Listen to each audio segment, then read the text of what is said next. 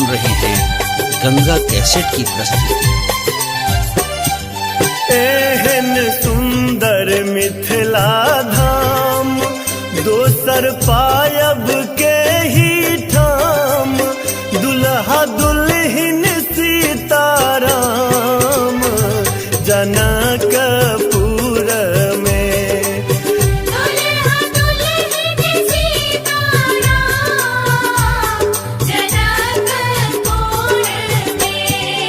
एहन सुंदर मिथिला धाम दोसर पायब के ही ठाम, दुल्हा दुल्हिन सीताराम जनकपुर में। दुल्हा दुल्हिन सीताराम जनकपुर में।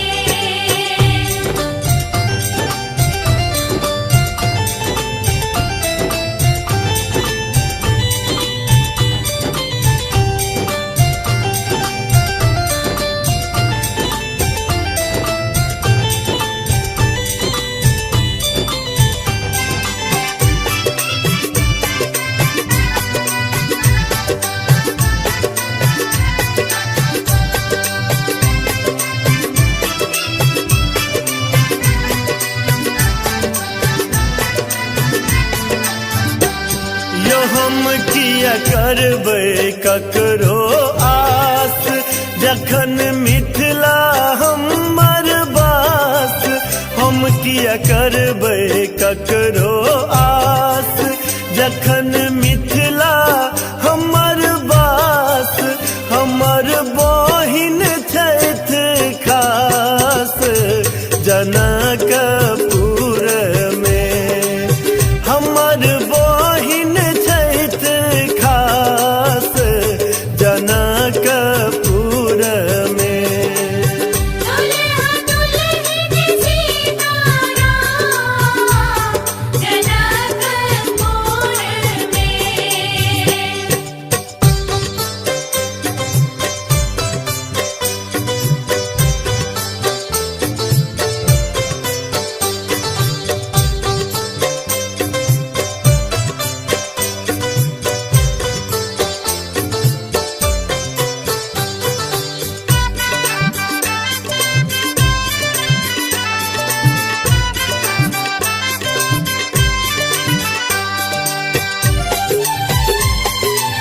आप सुन रहे हैं गंगा कैसेट की प्रस्तुति। गंगा सागर स्नान धरबै जुगल रूप के ध्यान।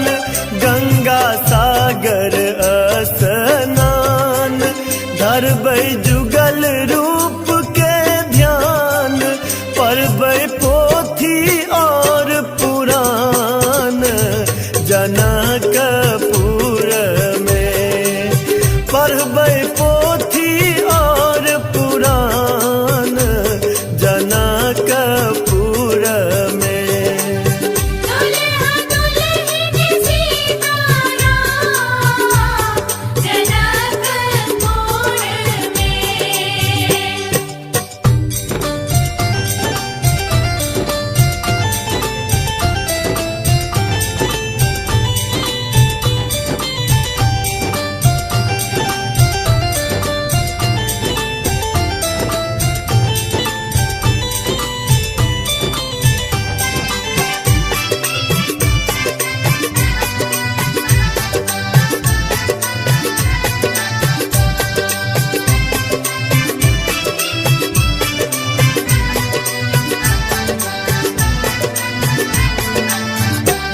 यो जखन मिथिला हमर धाम, तखन तीरथ के कुन काम। जखन मिथिला हमर धाम, तखन तीरथ के कुन काम। बनिका पाहुन एला राम जनकपुर में। बनिका पाहुन एला राम जनकपुर में। दुल्हा